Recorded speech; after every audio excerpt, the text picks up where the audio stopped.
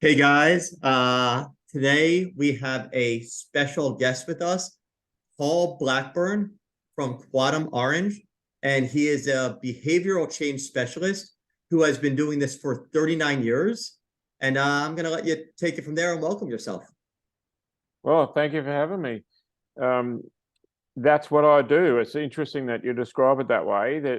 What I found is that you're not like I'm an ex-school teacher, so I found myself in a high school in the western suburbs of Sydney, Australia, wondering what the heck I was doing. I was only 2 or 3 years older than my students, and I looked at the brick wall at the back of the room and thought, "There's my horizon." I want to do something else. Of course, my parents were very glad that I was a teacher because it was the old job you couldn't get fired from, lots of security, all that bullshit. And I just felt trapped. So I'd met and married my wife. She was a teacher at the same school, you know, doctors marry nurses, you know the story. Yeah. So she was good enough to say, I'll stay being a teacher and you can go out on an adventure and see what you can do. And we just thought teachers didn't earn enough money. So we were interested in business. And that was really because we Okay. wanted more income. So I went out and tried a whole bunch of things and I failed at everything. And that's proof that teachers can't do anything except teach. And so after 2 or 3 years of failing in the sales field, in the engineering field, in everything that I tried, I was depressed. But we're talking a long time ago. We're talking, the early 80s. And Yeah. we didn't have the word depression back then. Back then, depression meant a hollow in the ground. So a friend of mine said, "You should do this course." And so I went and did a 3-day residential course in mindset and personal development. Mm. And it revolutionized my life because I stopped smoking and I started losing weight and coming down to my ideal, and I started getting fit and I'm enjoying my life. And I went to these people who were teaching this course. I said, "You have magnificent material, but you are hopeless teachers." So they And were I'm they a were giving you professional the teacher. info, but Yeah, you not give me, teaching correctly. well, they gave me the info, but we had to work to to sift it out. And I And said this to him, this "Look, was it. This wasn't such a prevalent concept in the early 80s either, right? It wasn't as quite main. revolutionary."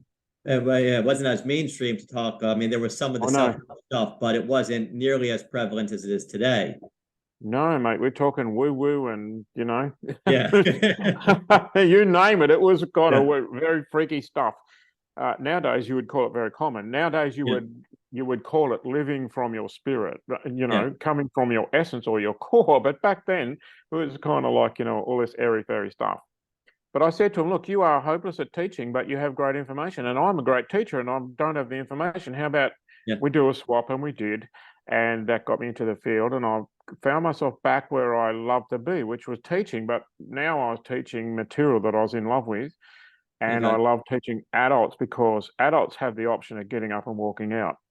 Yeah. And so I love the challenge of having to be interesting. I love the idea that I had to actually provide value right now. And There was no obligation to stay in class anymore. yeah, they didn't have to stay in class. They could go if they like, and a few did.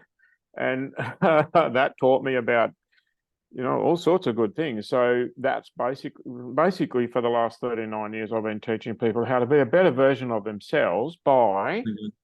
being able to change the things that they have found it difficult to change. And Okay. so, broadly speaking, that's habit change. How So do I stop yelling at the kids? How do I improve my diet? How do I get fitter, healthier?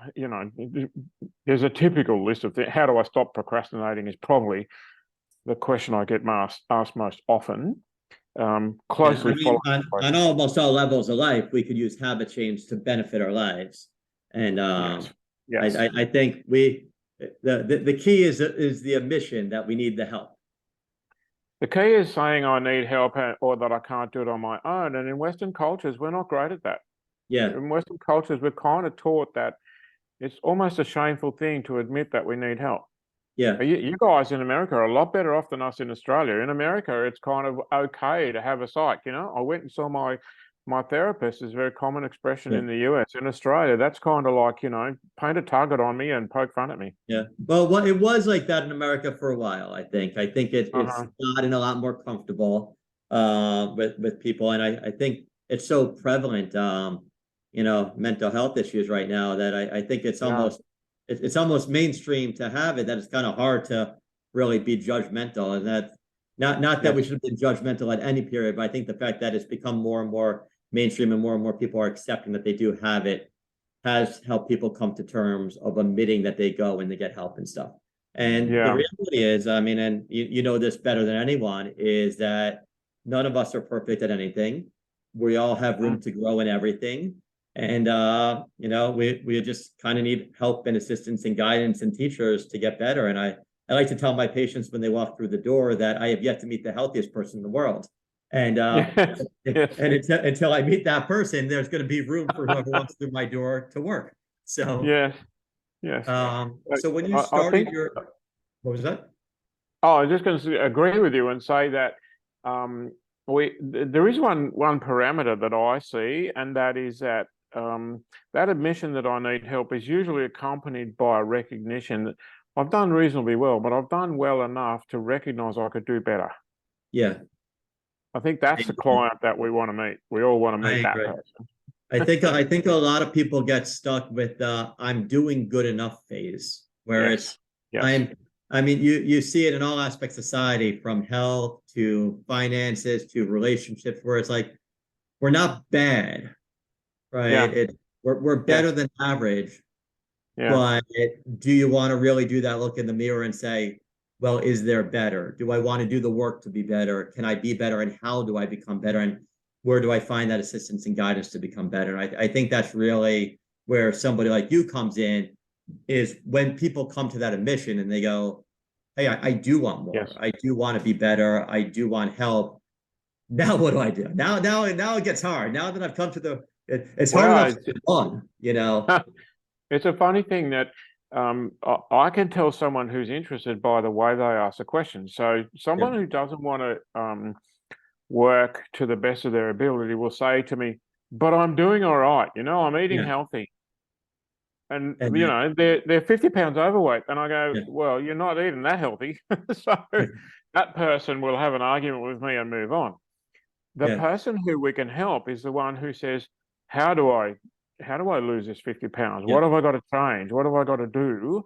And that person is looking for the breakthrough in terms of maybe the diet and whatever, but ultimately the mindset that says, how do I deal with cravings? How do I deal with the food is, the chocolate is calling out to me from the cupboard, I can hear it talking to me. And what do I do with that? And the compulsion part of life, so I want to change this, but I feel compelled to do that. Quite often we have to train people in how to say no, because how to say no is a vote for yourself. You might actually be saying, no, my wife and my children, my spouse, my friends are more important than saying yes to doing something that's going to take me away from my core values and whatever. And so sometimes the personal change is as simple as, where do I find the inner strength or the courage or the willpower to do the things that I've already, most people don't need more knowledge, I understand that I couldn't understand what you know about your brand of medicine, right? Because you studied it for so long. But the reality is I don't need a lot of information. I just need for you to tell me the top 5 things to always do and never do. Yeah.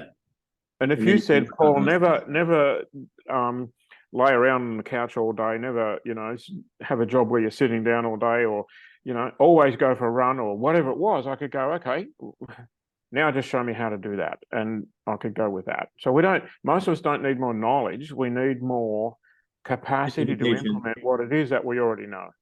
Yeah. And I think that's kind of where a lot of people get stuck. And I only have a limited amount of time in the office where, I give a little bit of the basics, where I tell them, what they got to do for eating and a little bit for exercise. But one of the main reasons I created the group and now this podcast is what happens when they leave my door. So it's great to go rah-rah and feel good and say, all right, I got to eat more salads and exercise and meditate and whatnot. But wait, I'm not going to see Dr. Carl for 6 months. What do I do between now and then? And that momentum goes away. Because we kind of start with a little bit of momentum, excitement with most things we do, but then life gets in the way.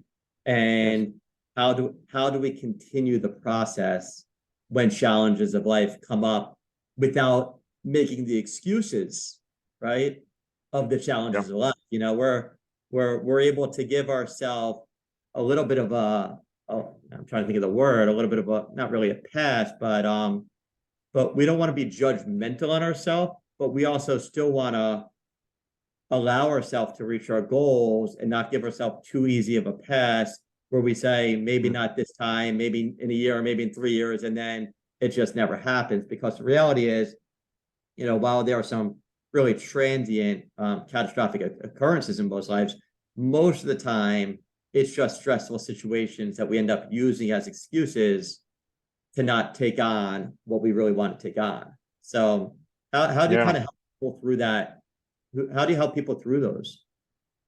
Well, I think the first thing is, you know, it's almost the first thing you said when we started was we have to take personal responsibility. And what that means is when I say, but I'm too busy to work out, you know, my job doesn't allow for me to go for a run, or we don't have time to cook properly. You know, we buy takeouts because, you know, we're at the end of the day, we're exhausted and those kind of things. I call those the blame factors. In other words, I'm blaming my lack of time for my inability to cook fresh, pure, and natural. Yeah. I'm blaming something for what I can or can't do. The problem that we don't understand is that, you know, as soon as I can successfully blame something, I turn myself into a victim. Yeah. And then it's most no people longer in your don't. control. Say again? And then it's not in your control anymore, and somebody else has to Yes. fix it for you at that point. So And at that point, you are powerless. yeah, And there's a very seductive part of powerless, because as soon as I can become powerless, I can lie down and do nothing, and all the choices are taken away. So I don't suffer from decision fatigue. I don't, you know, the funny thing is, you, like, someone can come to you and say, you know, and they have their appointment with you, and you might recommend meditation to them or a bunch of other things. But they're going to go out and go, okay, well, what kind of meditation? And if you look on, you know, if you Google it, well, there's 400,000 different types. So where do I start? And because I can't make that decision, I'll start tomorrow, which means I never start. And so then we go, okay, what's the best kind of exercise? And the whole argument about cardio versus weights has been going on for 100 years. So why wouldn't it continue in my own head? And so in the confusion, I don't get started. And so in not getting started, then there's no empowerment. What I see is that what we need is momentum, because you know, if people in this group, you know, connect with each other, then all of a sudden there's community, and community actually allows me to surge forward, because, you know, I can't talk to you because you're busy or you're at work or you're playing with your kids, but there's another 100 people online at the moment who can reach out and say, yeah, don't do that, do this, and I go, oh, I feel supported, and away I go. So it's a weird thing. The and more it's modern nice to our know other culture. people are on that journey with you as well. And we kind of sometimes feel we're on this island alone where nobody else is living the life we have or have the challenge we have, and it's kind of nice to hear other people going through some of the same stuff at times. Yes, but and to know that there's a group that you can lean on, that you can make a contribution to when you can help someone, but then they can do the same for you. You know, these social media things have the potential to do enormous good. Yeah. And they have the potential to do enormous bad, but that's the truth with everything. So the reality is, it is what we make it. And so what I'm suggesting is that the more modern the culture we live in, the greater the opportunity for isolation. Yeah. And we should not take it. It's a very seductive concept, because if I don't have to go to work, if I can stay at home and work in my pajamas, that's fantastic. But there's nobody to argue with me about that's a dumb idea. And so, or a good idea, or there's no collaboration. And so people, you know, we had lockdowns in Australia that went for 2 years, and the mental health issues, we'll be dealing with them for the next 20 years because of the damage done in terms of, you know, isolation. If you think about it, in the prison system, the worst punishment you can give anybody is what do you call it? Isolation. What do they call it? Solitary confinement. If that's the worst punishment a human being can have, and we go into lockdown, what do you think is going to happen? Oh yeah. I hear you on that. I've Yeah, definitely seen the anxiety levels and depression levels go up in the last couple of years. yeah, And many people don't understand why, as a cardiologist, I see so much of it. But there's the psychosomatic part of everything, and yeah, the somatic symptoms of the psychological disease often ends up being chest pain and palpitations. So they yes. often start in my door before they come to the realization that it is Hmm. more of the stress and anxiety. And it's Yeah. not going to be a cardiac pill that solves the problem, but really working on something deeper to kind of help them get through their challenge.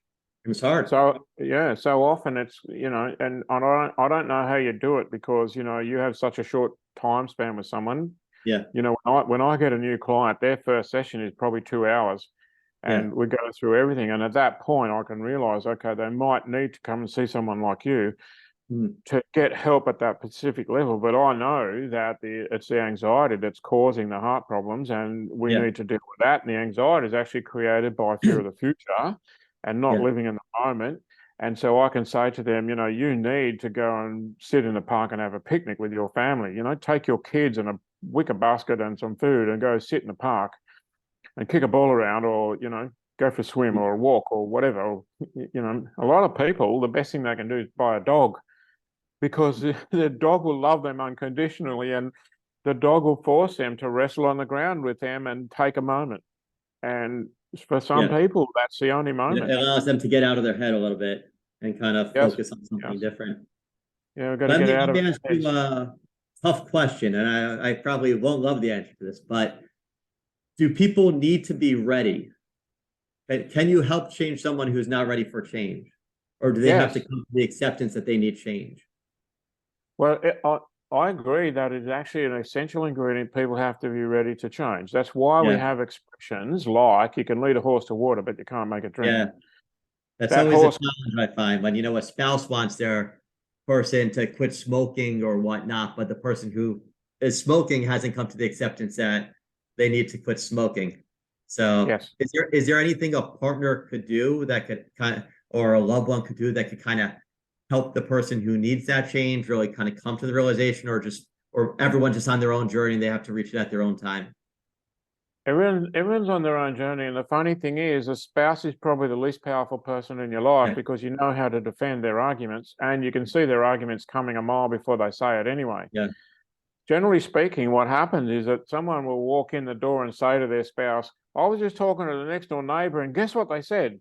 mm, And we tell them what they said, and the spouse goes, "I've been trying to tell you that for 5 years." oh yeah, So it just comes through from a different voice or a different place, or so. Therefore, variety is a key in terms yeah, of we don't have enough intermingling in our culture. Like I said, isolation yeah, is very seductive, and so we don't have enough community.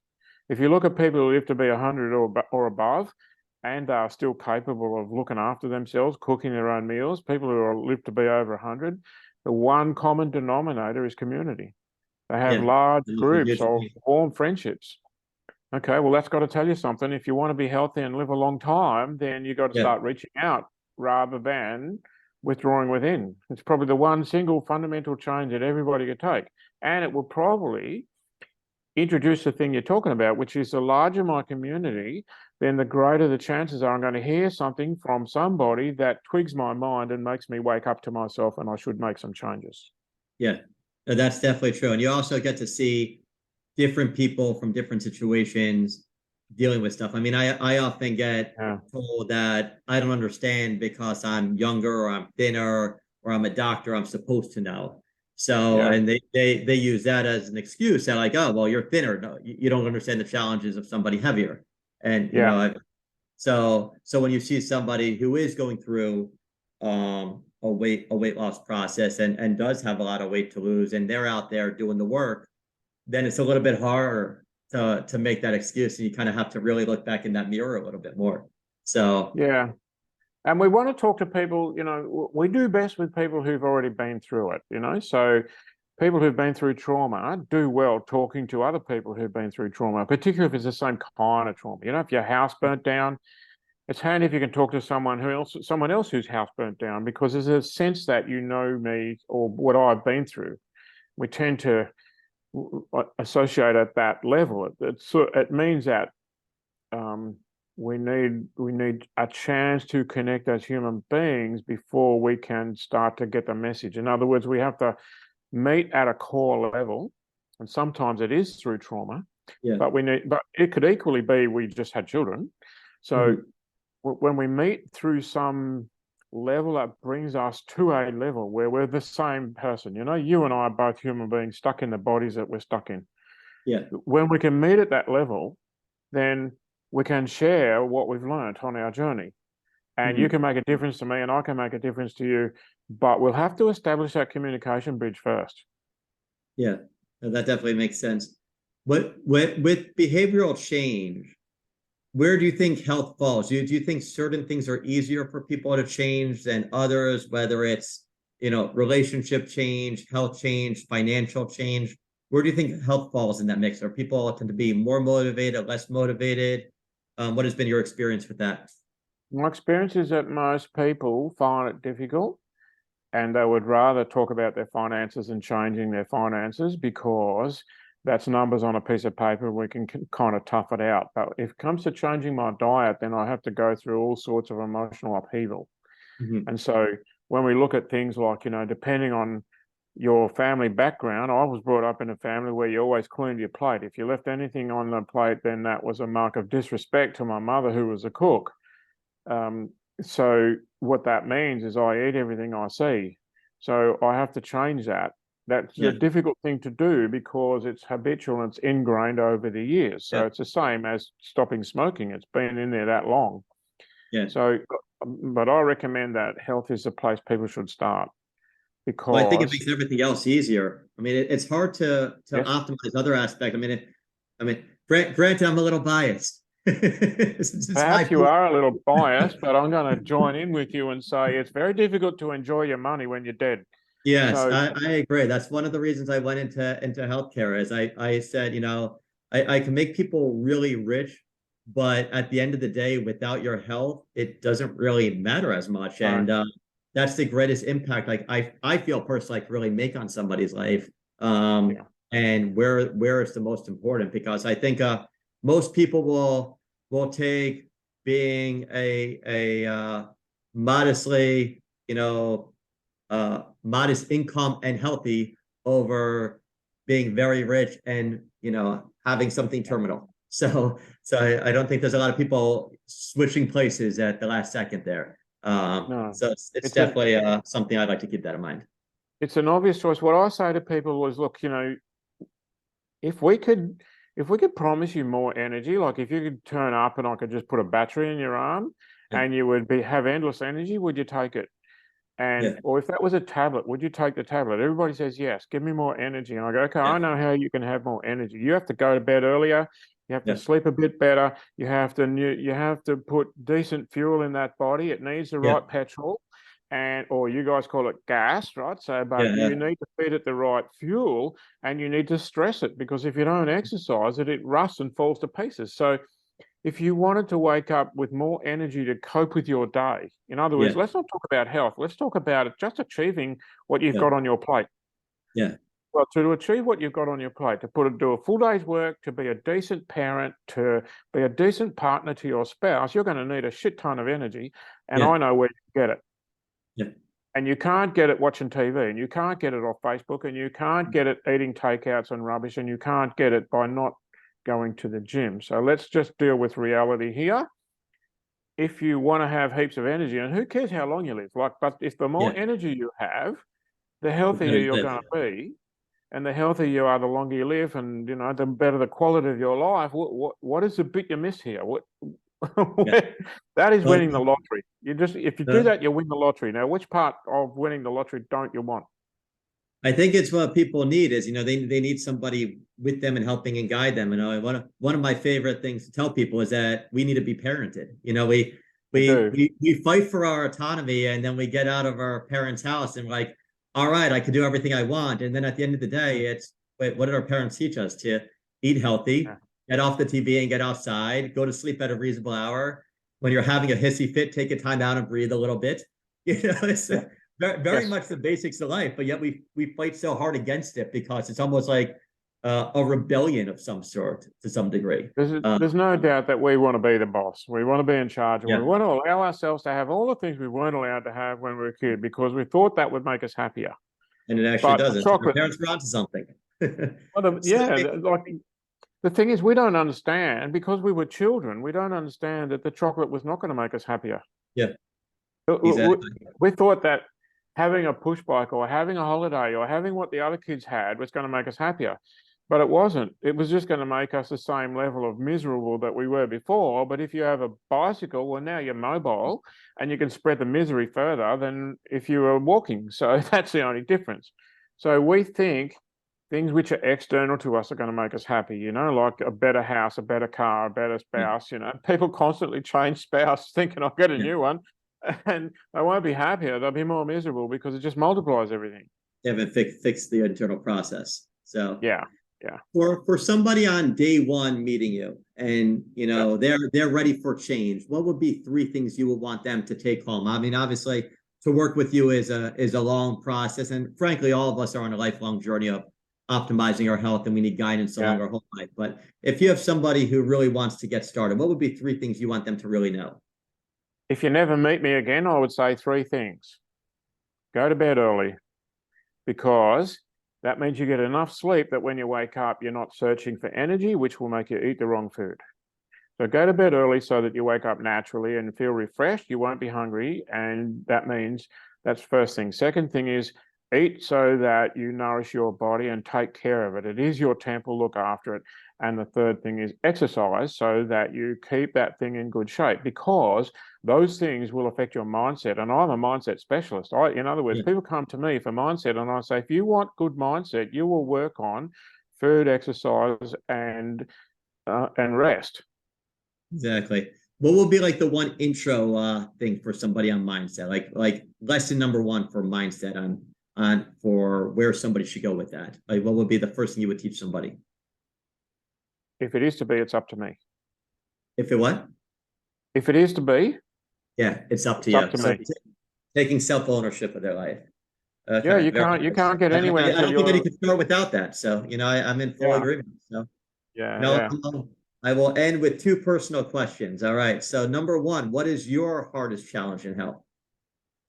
My hardest challenge in health is staying at the edge of fitness. So I just ran my fastest mile ever my entire life. I'm 71 years old. I've got, you know, the technology nowadays means I can track that.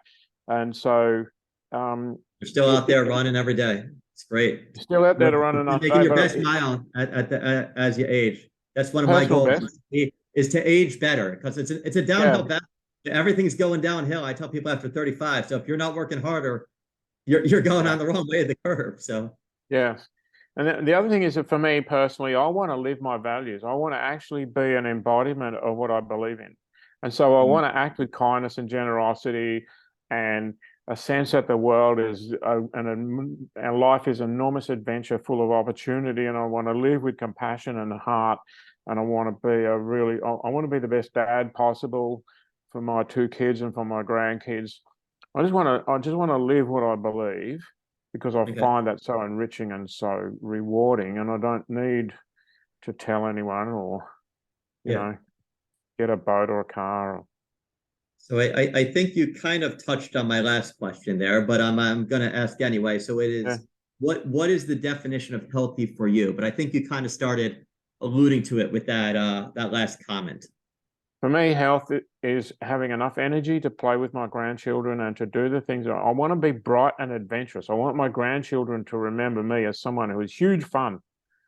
So that's about having the energy and the brightness and the youth and the vitality and the young mind, and to invent games and, you know, to play. I think play is a very, very important part of our life.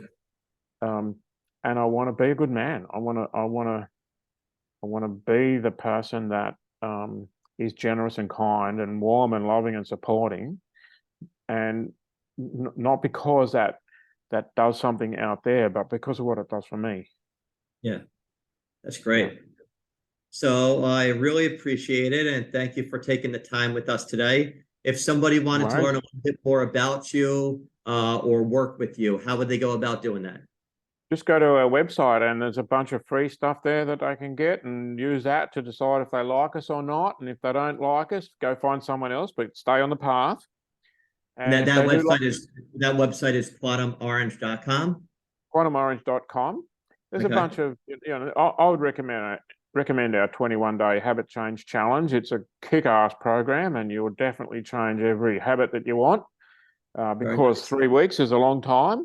Don't We approach need to that get without, started with a large investment. So yeah, it's like that's $47, right? It's nothing to do it, but it's a comprehensive, powerful program revolving around everybody doing a little bit of homework each day and getting an advance on that. So it's 21 steps forward.